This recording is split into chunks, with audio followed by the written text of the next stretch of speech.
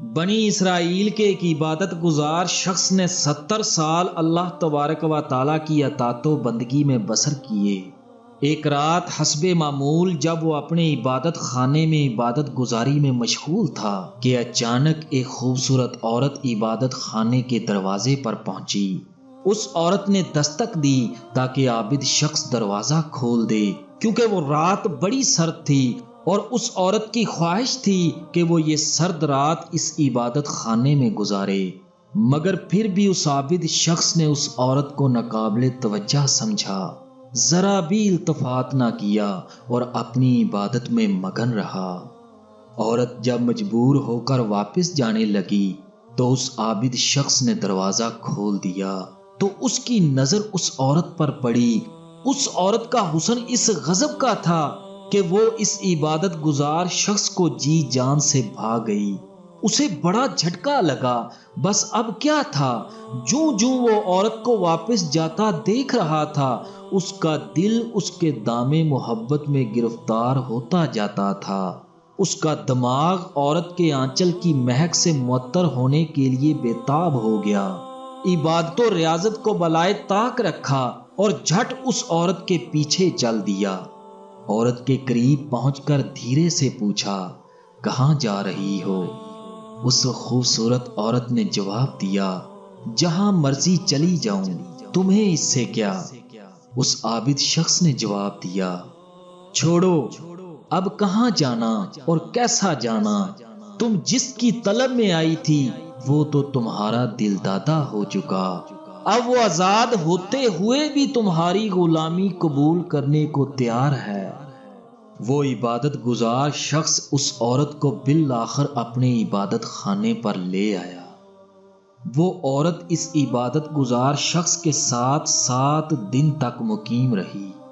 جب 7 دن گزر گئے تو اچانک اس عبادت گزار شخص کو ہوش آیا کہ اس نے کس طرح 70 برس کی عبادت کو صرف 7 دن میں غارت کر دیا اور کس قدر گھناؤنے گناہ میں ملوث رہا۔ چنانچہ زارو کتار رونے لگا، یہاں تک کہ اس پر بے ہوشی طاری ہو گئی اور وہ غش کھا کر گر پڑا۔ جب ہوش آیا تو اس عورت نے کہا، اے اللہ کے بندے، اللہ کی قسم، تو نے میرے علاوہ کسی اور سے ایسا کام نہیں کیا جسے اللہ کی نافرمانی کہا جائے، اور میرا معاملہ بھی یہ ہے کہ میں نے بھی تیرے علاوہ کسی اور کے ساتھ کسی گناہ کا ارتکاب کر کے اللہ کی نافرمانی مول نہیں لی۔ میں تیرے چہرے پر نیکی و صلاح کا اثر دیکھتی ہوں، اگر تجھے تیرے پروردگار نے پناہ دی تو میرے لیے بھی معافی کی درخواست کرنا۔ اس کے بعد وہ عبادت گزار شخص اپنے عبادت خانے سے روتا ہوا نکل پڑا۔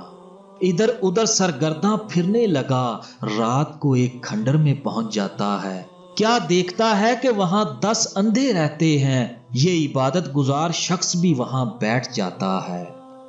اس کھنڈر کے قریب ہی ایک راہب رہتا تھا جو ہر رات ان اندھوں کے پاس 10 روٹیاں بھیجا کرتا تھا۔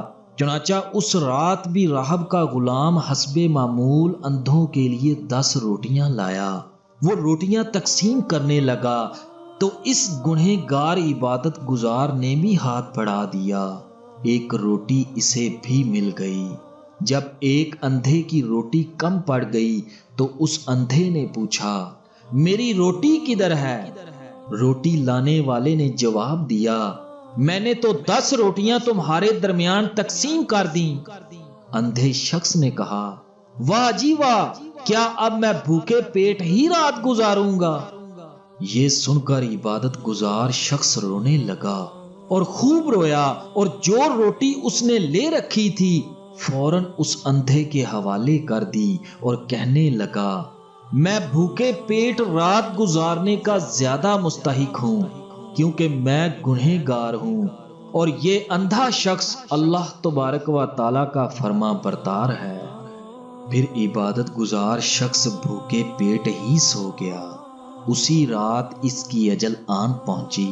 اللہ تبارک و تعالیٰ نے اس کی روح قبض کرنے کے لیے ملک الموت کو بھیجا اور وہ عبادت گزار شخص موت کے منہ میں چلا گیا۔ اب اس عبادت گزار شخص کے بارے میں رحمت کے فرشتوں اور عذاب کے فرشتوں کے مابین اختلاف پیدا ہو گیا کہ اس شخص کو کہاں جانا چاہیے، جہنم میں یا جنت میں؟ رحمت کے فرشتوں نے کہا یہ آدمی اپنے گناہ سے فرار ہو کر اللہ تبارک و تعالیٰ کی اطاعت کی جستجو میں آیا ہے۔ عذاب کے فرشتوں نے کہا نہیں، یہ تو بڑا گنہگار آدمی ہے۔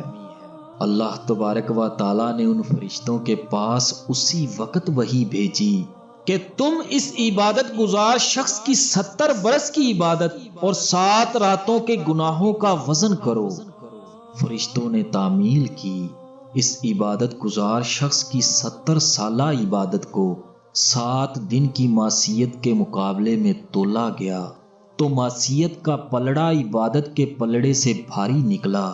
اب اللہ تبارک و تعالیٰ نے فرشتوں سے فرمایا اس کی وہ نیکی میری بارگاہ میں شرف قبولیت حاصل کر چکی ہے جب اس نے روٹی اندھے شخص کے حوالے کر دی تھی اور خود بھوکا سو گیا تھا۔ چنانچہ فیصلہ رحمت کے فرشتوں کے حق میں صادر ہو گیا اور عابد شخص کی روح کو ان کے حوالے کر دیا گیا۔ ناظرین گرامی، اس عابد شخص کی توبہ سچی تھی، پس رب کریم نے اسے شرف قبولیت سے نوازا۔ احباب گرامی، جب کوئی گناہ جانے یا انجانے میں ہو جائے تو فی الفور اللہ کی بارگاہ میں ندامت کے آنسوؤں کے ساتھ جھک جانا چاہیے، کیونکہ سوائے اللہ کے در کے کوئی ایسا در نہیں جہاں سے معافی کا پروانہ مل جائے۔ اللہ تبارک و تعالیٰ سے دعا کرتا ہوں کہ اللہ ہم سب کو گناہوں سے بچنے کی اور ہر وقت اللہ کے حضور توبہ و استغفار کرنے کی توفیق عطا فرمائے۔ آمین ثم آمین۔